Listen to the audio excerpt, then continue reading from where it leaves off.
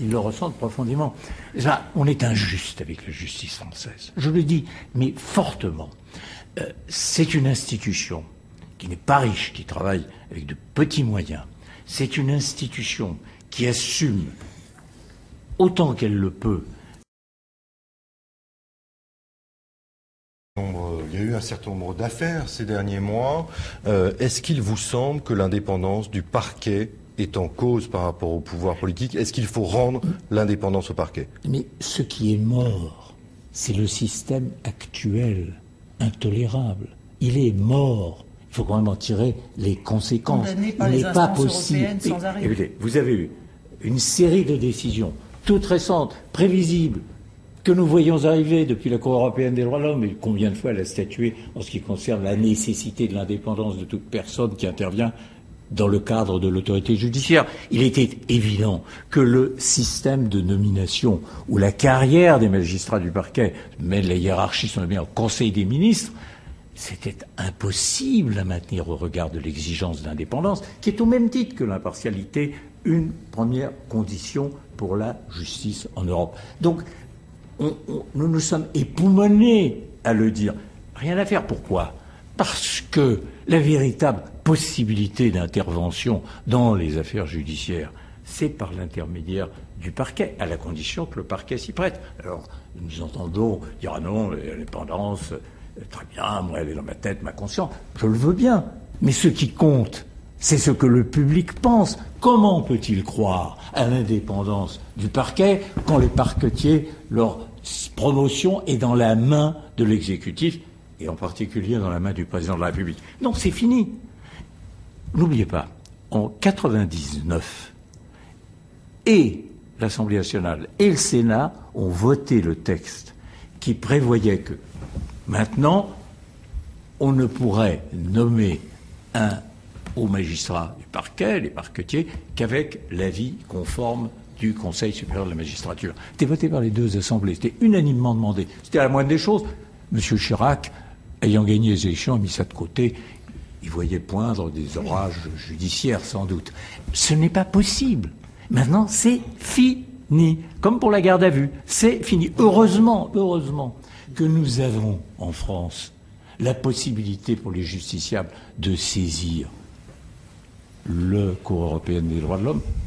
C'est moi, le 3 octobre 81, qu'il est fait avec Chandernagor. Et j'étais convaincu que c'était le premier levier pour transformer la justice française. Ça s'est révélé exact. Rien n'a été plus profitable. Même chose en ce qui concerne les possibilités pour les justiciables maintenant de saisir le Conseil constitutionnel. Si le Sénat ne s'y était pas opposé, le projet de 89 que j'avais mis au point avec le premier président de la Cour de cassation et le président du Conseil d'État aurait été voté, nous aurions ça depuis 20 ans.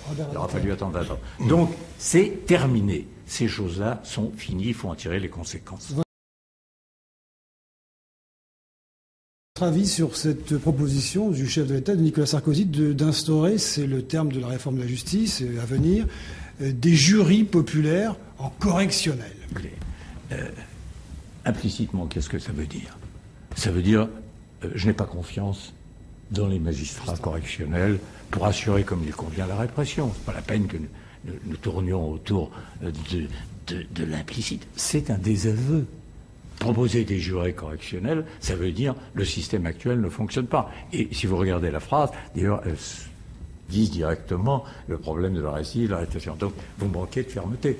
Si vous regardez aussi, dès le début, les peines planchées, ça n'était rien d'autre qu'un désaveu de la magistrature. On voulait enserrer la liberté du magistrat dans des limites. Oui, mais un désaveu de la magistrature sur un sentiment des Français que ça marche pas. Plus vous le répétez aux Français, plus évidemment, ils sont enclins à le croire. Ils ne sont pas forcés de savoir tous que la magistrature française, la justice française, est une des plus répressives à l'heure actuelle qui sont en Europe. Mais c'est pas un concours qui est là. Ce que je veux marquer, c'est que c'est encore une fois, je dirais, une forme de populisme judiciaire. Parce que comment est-ce que ça peut fonctionner?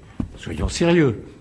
Vous imaginez que des jurés tirés au sort peuvent utilement contribuer au jugement d'affaires correctionnelles compliquées. Vous les voyez dans l'affaire Clearstream, vous les voyez dans les montages financiers d'évasion fiscale, ce n'est pas une critique, c'est un constat, c'est un métier jugé. On l'oublie toujours, il faut deux choses pour bien juger. À part une conscience, évidemment, mais ça, les jurés en sont, je puis vous le dire, aussi capables que les magistrats. Mais il faut aussi un savoir, une connaissance, et j'ajouterais une expérience de justice. Alors comment ça va fonctionner?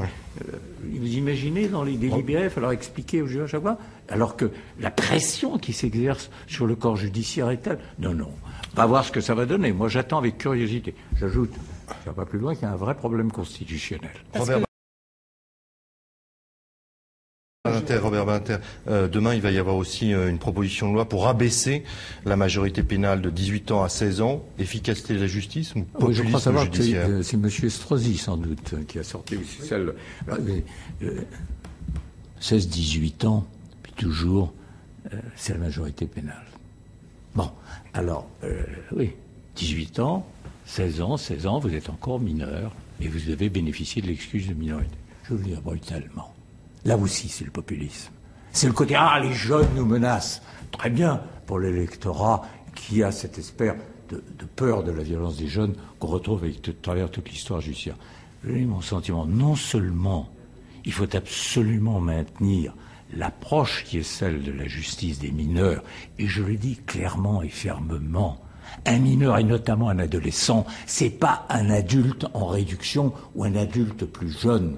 C'est un être en devenir. Et on doit, chez lui, avoir une approche pénale qui prend en compte cette condition particulière de devenir. Il est en train de devenir un adulte. Si on ne traite pas son cas avec cette approche-là, vous entrez dans un système qui est lourd, croyez-moi, de conséquences pour la récidive à venir.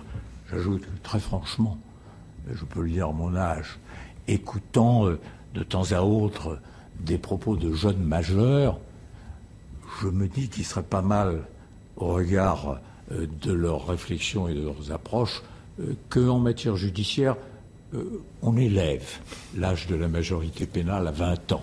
Ça serait probablement plus utile que d'essayer de transformer les mineurs en majeurs.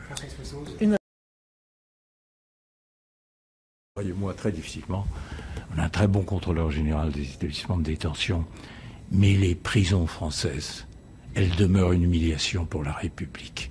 Et je pense qu'une priorité de la gauche devrait être, enfin, ce que je n'ai pas obtenu dans mon temps, de consacrer à cela des ressources budgétaires. C'est une priorité, et j'ajouterais c'est une priorité morale, et c'est aussi une sauvegarde contre la récidive. Et ce sera le mot de la fin.